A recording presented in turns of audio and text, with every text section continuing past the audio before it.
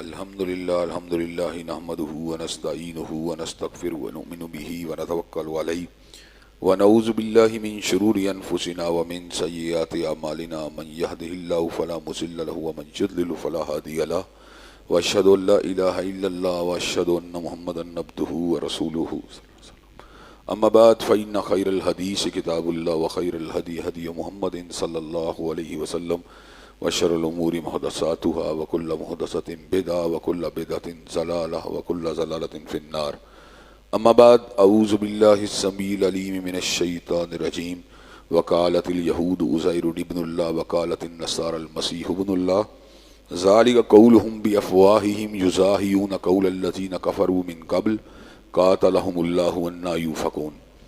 ہر قسم کی تعریفات اللہ مالک الملک کے لیے ہیں جنہوں نے جنات اور انسان کو حقیقی معنوں میں اپنی پوجا، اپنی بندگی اور اپنی عبادت کے لیے بنایا ہے۔ جنات اور انسان کی تخلیق کا حقیقی اور بنیادی مقصد یہی تھا کہ وہ بارگاہ رب العالمین میں آیا کریں، اپنی جبین نیاز کو مالک کائنات کی بارگاہ میں آ کے جھکایا کریں، اپنے دست سوال کو کبریا کی بارگاہ میں آ کے پھیلایا کریں، اپنی کمر کو حالت رکوع میں آ کے ہم کیا کریں، اسی کی تکبیر کی صداؤں کو بلند کیا کریں، اسی کی تحلیل کے آوازوں کو اجاگر کیا کریں، اسی کے تسبیح گیت گایا کریں۔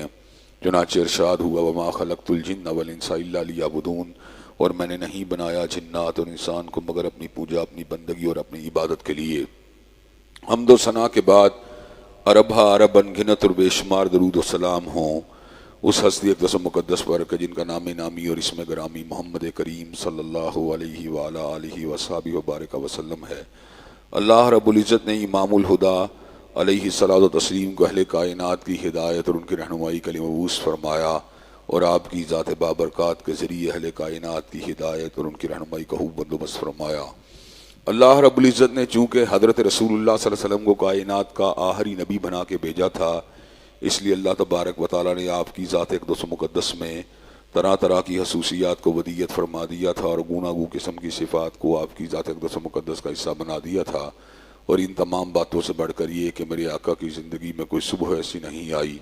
کوئی شام اور کوئی رات ایسی نہیں آئی، دکھوں کی کوئی گھڑی اور شب لمحہ ایسا نہیں آیا جب مالک کائنات نے اپنی تائید کو، اپنی نصرت کو، اپنی حمایت بے مثال کو اور اپنی تائید لازوال کو حضرت رسول اللہ صلی اللہ علیہ وسلم کے شامل حال نہ فرمایا ہو۔ اور ان تمام باتوں سے بڑھ کر یہ کہ عرش کرم نے اپنی آخری کتاب حمید کو سید العرب والعجم امام المتقین والابرار حضرت اشرف الانبیاء والمرسلین حضرت خاتم النبیین جناب محمد کریم صلی اللہ علیہ وسلم کے بہتر پر نازل فرما دیا تھا۔ اسی کتاب حمید کے بہت سے اہم عناوین آپ حضرات کے سامنے رکھنے کی کوشش جاری رہتی ہے۔ حضرت رسول اللہ صلی اللہ علیہ وسلم کی سیرت طیبہ کے حوالے سے گفتگو ہو رہی تھی کہ اچانک یہود اور اہل فلسطین کے درمیان جو آپس کے اندر تنازع بڑی شدت کے ساتھ زور پکڑ گیا۔ چنانچہ میں نے آپ حضرات کے سامنے یہود کے حوالے سے جو ہماری کچھ ذمہ داریاں ہیں ان کو میں نے آپ حضرات کے سامنے رکھنے کی کوشش کی، اور ساتھ ہی یہ بات بھی آپ کے سامنے رکھی تھی کہ یہود کی ہم سے جو مخالفت ہے وہ بڑی ہی شدید ہے۔ اللہ تبارک و تعالیٰ نے قرآن مجید میں یہود کو اہل اسلام کا بدترین دشمن قرار دیا، اور ساتھ ہی ساتھ مشرکوں کو بھی ان کا بدترین دشمن قرار دیا۔ جہاں تک تعلق ہے اس بات کا کہ وہ طبقہ جو اہل اسلام کی دعوت کو سن کر حلقہ بگوش اسلام جلدی ہو سکتا ہے، تو اللہ نے اس میں نصارہ کا ذکر کیا۔ وہ آج کا نصرانی یہودیوں کے شکنجے میں آنے کی وجہ سے اہل اسلام کا بہت بڑا مخالف بنا ہوا ہے، لیکن آج بھی ہم اس بات کو محسوس کر سکتے ہیں کہ دنیا کے بہت سے مقامات کے اوپر جو غیر جانبدارانہ مسیحی برادری ہے اس سے تعلق رکھنے والے بہت سے لوگ حلقہ بگوش اسلام ہوتے رہتے ہیں۔ آپ کے سامنے یوسف چیمبر کا واقعہ ہے، حمزہ انڈریاس کا واقعہ ہے، آپ کے سامنے یوسف ایسچس کا واقعہ ہے، آپ کے سامنے عبد الرحیم گرین کا واقعہ ہے، جان فلپس کا واقعہ ہے، ٹونی بلیئر کی سالی کا واقعہ ہے، اسی طرح وین کلیورن کا واقعہ ہے۔ یہ تمام کے تمام لوگ اپنے اپنے معاشروں کے اندر، اپنے اپنے سماج کے اندر ایک حیثیت کے حامل لوگ، اور ان کی ایک سماجی ویلیو تھی۔ یہ پڑھے لکھے لوگ تھے، گریجویٹ تھے، گفتگو کا فن رنگ ڈنگ جانتے تھے۔ اللہ نے ان میں تجزیے کی صلاحیت بھی رکھی تھی، ان میں تحلیل کا ملکہ اور مادہ بھی موجود تھا۔ جب انہوں نے کتاب اللہ اور سنت رسول اللہ صلی اللہ علیہ وسلم کا پوری گہرائی کے ساتھ مطالعہ کیا تو اس بات کو سمجھنے میں کامیاب ہو گئے کہ یقیناً اشہد ان لا الہ الا اللہ و اشہد ان محمد رسول اللہ، کہ یقیناً اللہ کے سوا کوئی معبود برحق نہیں ہے، اور حضرت محمد کریم صلی اللہ علیہ وسلم اللہ تبارک و تعالیٰ کے حقیقی چنیدہ اور برگزیدہ رسول ہیں۔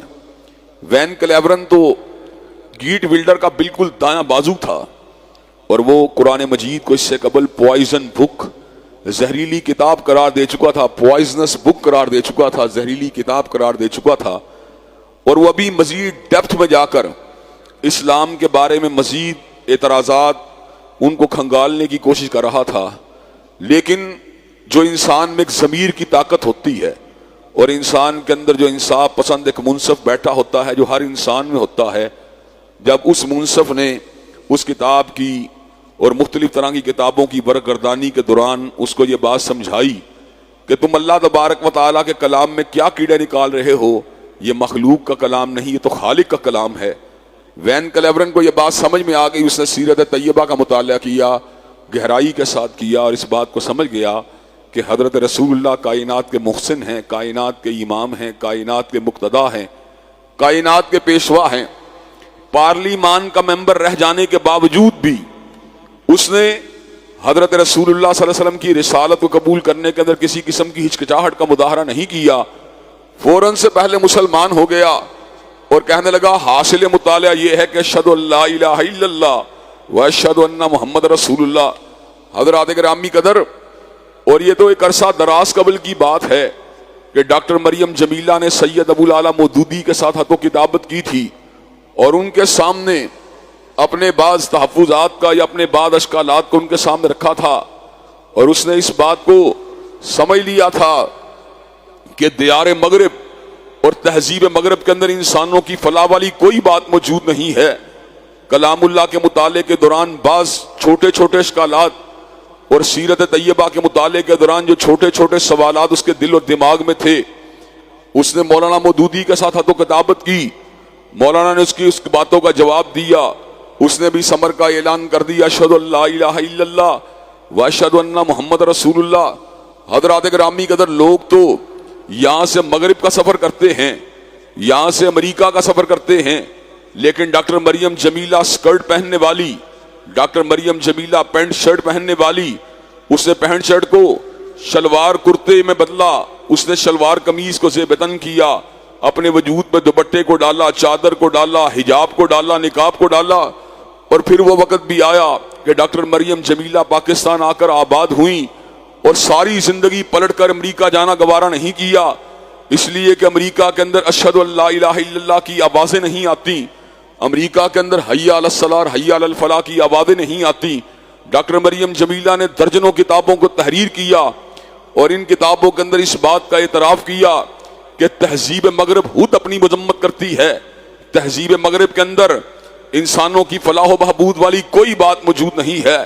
اگر فلاح ملے گی، اگر روشنی ملے گی، اگر عروج ملے گا، بخت کی بلندی ملے گی، تو سید ولد آدم حضرت رسول اللہ صلی اللہ علیہ وسلم کے نظام عالی شان میں ملے گی۔ حضرت رسول اللہ کی سیرت طیبہ پہ لکھا، آپ کے نظام عالی شان پہ لکھا، بڑے بڑے اسلامی اسکالر اور بڑے بڑے جو اسلامی مشاہیر تھے ان کی سیرت کے اوپر قلم بند کیا۔